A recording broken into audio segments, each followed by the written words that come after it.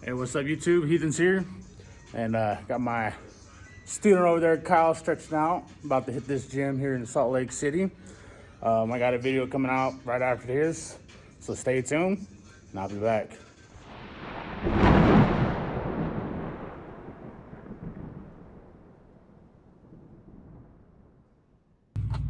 And we're back. How's it going? So just got done doing a hell of a workout and took showers here at Salt Lake City Terminal. But I wanted to do this video to give an update, the first portion, I guess, because it's not fully completed yet, from the incident that has recently happened last month with my truck being hit by another vehicle. First off, let's go ahead and start with numbers. The tow bill was $1,411.05. The total for the repair at MHC in Springfield, Missouri was $12,599.65. I'm going to go ahead and post up my invoices that prove and shows exactly what was done to my truck. Unfortunately, I don't have my deer guard, so that wasn't included in the invoice because they can't charge me for what they don't have. So the process sucks. It really does. Here at Prime, they like to utilize a tow company called Henry out of Springfield, Missouri. Talking to the tow truck driver, I guess they have 5 drivers, only 3 trucks because 2 drivers are in training, so hopefully soon they'll have 5 total trucks. And basically they go everywhere across the whole country, all the way from Oregon to New York. Wherever a Prime driver gets hit, they body work or anything like that needs to come back to Springfield, or well, a lot of the Northeast now is done out of Piston. They have their own tow truck now. But for the majority, it's been Henry, which kind of sucks. Me and my student, we sat for 3 full days at Iowa 80 waiting for this tow truck. First off is you have to be bobtail. So I was under a load at the time, so I had to wait for someone to come pick up that load. Fortunately, that driver decided to bring an empty trailer. I'm not going to fault him for that. It's what he had with him. So, not only did I have to find someone to take my load, I also had to find another driver to come pick up this empty trailer. Apparently, RA is completely oblivious to doing anything. I think they literally have a list that just says what to say to these drivers. Take it to TA or Loves or Petro. That's their famous lines, TA, Petro. It got to the point where if I ever have any issues with the trailer or my truck, I just straight to TA, Petro, Loves. I prefer Sat Brothers, but they're not across the country as I would like them to be. So I waited for about 10 hours just to find out that my covering dispatch, because my fleet manager was on vacation, completely forgot that I needed someone to come pick up this empty. I fell asleep, was tired, it was cold, so I went to bed waiting to hear back and got nothing. Finally woke up and sent a message. I was like, hey, I need someone to come pick up this empty trailer, otherwise I can't get towed. I guess he completely forgot. So, or actually the day shift completely forgot. Night shift, he got it right on the ball and got someone straight out, within 2 hours to pick up the empty. And then that's when the waiting for the tow truck happens. So we get hooked up with the tow truck. Obviously they still have HOS rules and guidelines as well as us. So we get halfway to Springfield. I mean, give it we were literally only like 410 miles or something like that away from Springfield. If it wasn't for me feeling that my axle might have been messed up, I probably would have just taped everything up and, you know, took off to Springfield, you know, during the daytime as a bobtail. But I didn't know if my axle was jacked up and didn't want to find out on the road. So we end up having to stop midway to Springfield to take a 10-hour break, which is very interesting because, you know, we ride in the tow truck, both me and my student. I sat in the front. My student sat in a chair that you would go get from like Walmart to go watch a t-ball game. It was kind of interesting. And then when we shut down for the 10, we basically hopped out, got back in my truck. He lowered it down onto the ground, and we slept in my truck while it was still hooked up to the beam. So definitely a new experience of things.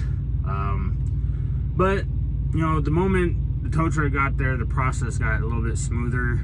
We got the MHC, dropped it off. I asked MHC, like, hey, so what time frame do you think we're looking at? And he was like, you know, probably a week, Wednesday. You know, we got there on like Thursday or Friday. I was like, all right, cool, you know. And then I guess, you know, they did their work. They did an amazing job. It looked as brand new as if it just came off the lot. Had no looks or anything like that it's ever been hit. I posted pictures already about it. So the problem is if you don't stay on top of Prime on RA side, they just slack off. I've been in contact with MHC the whole time, and they're like, well, we're just waiting for the bumper. Originally, I thought they were waiting for the actual bumper on the bottom, which ended up not being true. They were waiting for the deer guard, and that comes from Prime. So finally, I, you know, contacted RA. I was like, hey, MHC says the truck's done except for the deer guard. What's going on? Why haven't you guys sent it over, or what's going on with that? And they're like, well, we told them we don't have any, and we're not going to have any for a month. And I'm like, well, then why don't I have my truck back? You guys denied me a loaner truck because you said it was going to take a week, and now we're going on 2 weeks and find out that we're waiting on a deer guard that was never going to show up. I enjoyed the time off. Kind of got sick, and you know, I think it was from the tow truck driver. He was coughing a lot, but you know, simple cold. Got rid of it in a few days. Nothing too big deal. But it's just the fact that Prime slacks way too much.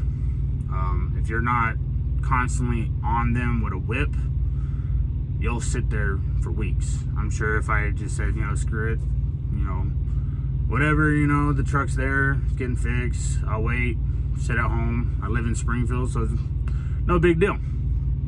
Well, it is a big deal when you're losing revenue and still have to pay the truck note.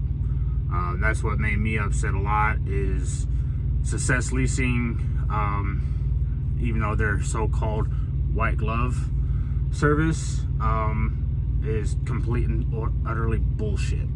I don't care what anyone says, you're not going to change my mind about it. Success Leasing is utterly bullshit. And, you know, they wouldn't help me at all. I asked them, well, can we just go ahead and, you know, push the payment back? I don't mind paying it because it's my lease, but like, you know, can we push it a week or let me make payments on it? You know, it's not my fault that someone decided to be a dumbass and take my truck out. But they wouldn't budge on it, and they wouldn't give me a loaner because the shop says it was going to take a week. It ended up taking 2 weeks. Not gonna lie, I ended up having to threaten with a lawyer to get things done, which it shouldn't be like that. I shouldn't have to threaten any kind of legal actions just to get things rolling. So Still had to make my payments. It hurt a lot. Loss of revenue, 2.5 weeks down, but things are looking up. And pretty much that's pretty much my update. This will be part 1. Part 2 will be later down the road when the insurance settles. That's up in the air right now, and I mean, we all know how insurance works. They'll fight back and forth trying to get the lowest dollar to pay out. And speaking of which, huge shout out to the company Nexar. They did not pay me for this, but I've been a Nexar camera dash cam user for, I don't know, 6 years, since they opened up as a business. I remember them as a Kickstarter, and I had their very first Nexar camera, and that's what caught the incident. And a lot of people have asked me what kind of camera I have, and you know, it's the Nexar. Right now they don't have the one I have, but they have it upgraded to the Nexar Pro. Forget how much it is, like $150, give or take. But it's definitely worth it. But yeah, if it wasn't for a dash cam, it probably would have been a lot bigger fight. I did not have to pay the $1,000 deductible yet. Depends on insurance, because I have that proof. The tow bill was reimbursed. I didn't have to pay that, and the damages that was repaired was also reimbursed. So it's pending insurance. Hopefully, you know, I won't end up having to pay any of that. The most I would end up paying would be the $1,000 deductible, because if their insurance is refusing to pay, then that means I have to use my insurance. $1,000 deductible, no big deal. Then my option would, if they refuse to pay, is to take them to civil court. Don't really want to, because I hate courts and they take too long, but it is what it is. It's trucking. Shit happens out here all the time. Never had this happen. I've been driving since 2013, and you know, I've always been religious about staying at rest areas, but being a trainer and being a team truck, you know, with a new student, I wanted to show them, you know, the commodities of trucking. You know, went to Iowa 80, you know, the world's biggest truck stop, have all the chrome in the world, and it just bit me in the ass that day. But you know, live another day, truck's repaired, and we keep moving. So, till next time, part 2. Heathens was here. I'm out.